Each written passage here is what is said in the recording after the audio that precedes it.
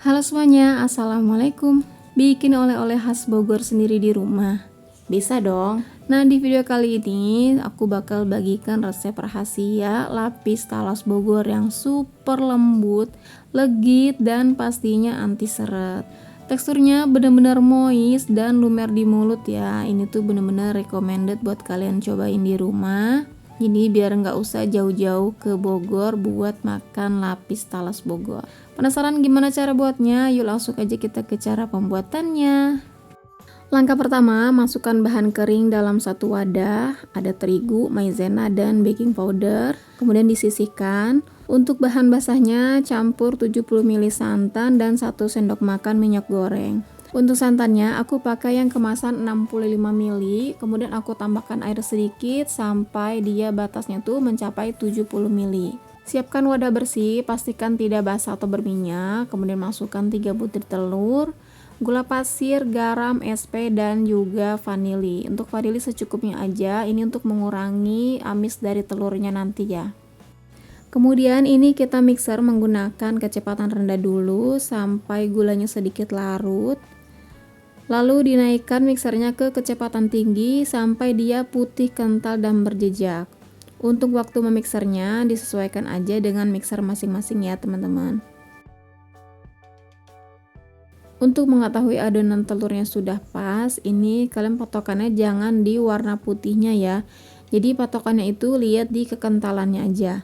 Kalau sudah kental dan berjejak seperti ini, kalau misalnya gagang mixernya kita angkat, dia tuh nggak mudah jatuh. Ini tandanya dia sudah kental berjejak ya.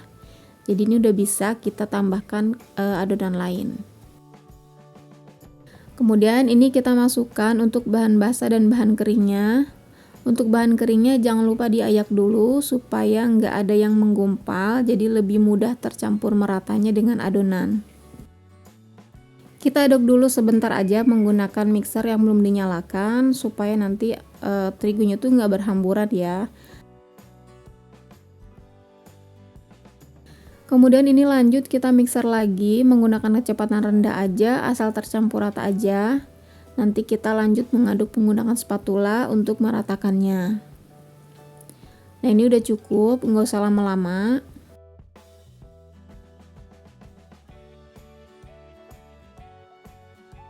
Kemudian ini lanjut kita aduk menggunakan spatula. Untuk teknik aduknya kalian perhatikan di video ya.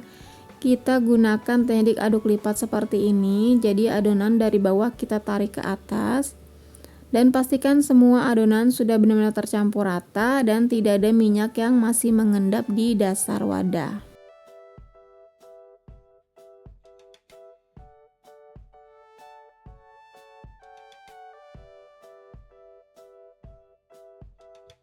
Nah kalau udah tercampur rata semua seperti ini, adonannya jatuhnya seperti pita berlipat. Kemudian ini kita bagi dua adonan. Kita bagi dua sama rata.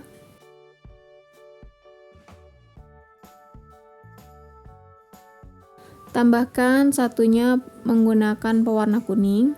Dan satunya lagi kita beri pasta talas atau pasta taro. Kira-kira 1 sendok teh. Kemudian aduk rata semua ya. Untuk cara mengaduknya sama ya, jadi diputar lipat seperti ini supaya dia adonan telurnya juga nggak mudah turun, nggak mudah amblas. Nah kalau udah tercampur rata semua, ini kita siapkan loyang. Di sini aku gunakan diameter 20 x 10 cm. Dan ini sudah aku oles menggunakan minyak goreng ke seluruh loyangnya. Untuk bagian dasarnya aku pakai kertas minyak atau pakai kertas roti juga boleh. Karena ini aku tingginya cuma 4 cm, jadi ini aku nanti bakal 2 kali ngukus ya. Jadi nggak aku timpa.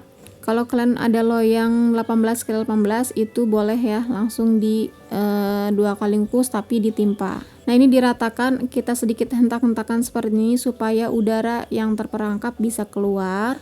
Kemudian ini kukus dengan kukusan yang sudah panas. Kukusan sudah dipanaskan terlebih dahulu ya, sudah airnya itu sudah mendidih dan beruap banyak. Baru kita kukus dia kurang lebih selama 25 menit menggunakan api sedang cenderung kecil. Nah setelah 20 menit ini aku mau angkat dulu. Kalau kalian gunakan loyang yang tinggi, langsung kalian timpa aja dengan adonan yang taro atau yang talas. Ini aku angkat dulu untuk adonan yang kuning.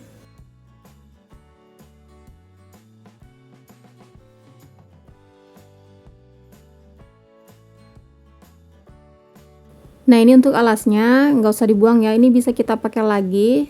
Caranya itu kita balikin, kita pakai yang di bagian bawahnya ya. Kemudian kita kukus untuk bagian yang taro. Untuk caranya sama seperti yang tadi ya, jadi langsung dikukus kurang lebih selama 25 menit menggunakan api sedang cenderung kecil. Nah, ini aku percepat aja, jadi ini udah mateng yang taro. Langsung aja kita keluarkan dari loyang. Jangan lupa ini samping-sampingnya kita sisir-sisir dulu, karena ini sedikit lengket ya untuk adonan kedua ini, soalnya kita nggak oles lagi tadi.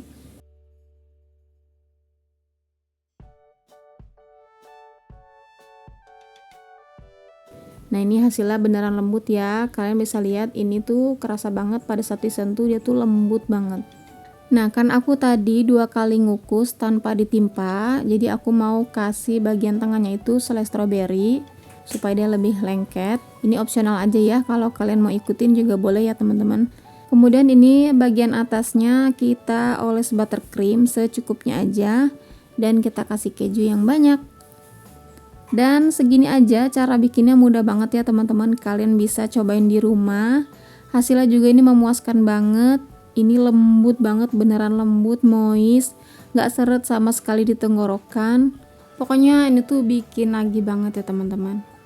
Nah, biasanya aku tuh suka banget sama bolu yang agak dingin dari kulkas gitu ya. Jadi biasanya aku taruh di wadah tertutup, kemudian aku masukkan dulu ke kulkas sampai dia agak sedikit dingin. Dan kalau misalnya udah dingin baru aku konsumsi.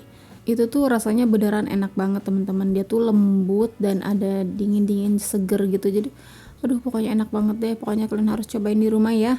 Ini tuh bikinnya mudah, step by stepnya juga gampang, pokoknya ikutin aja caranya seperti di video.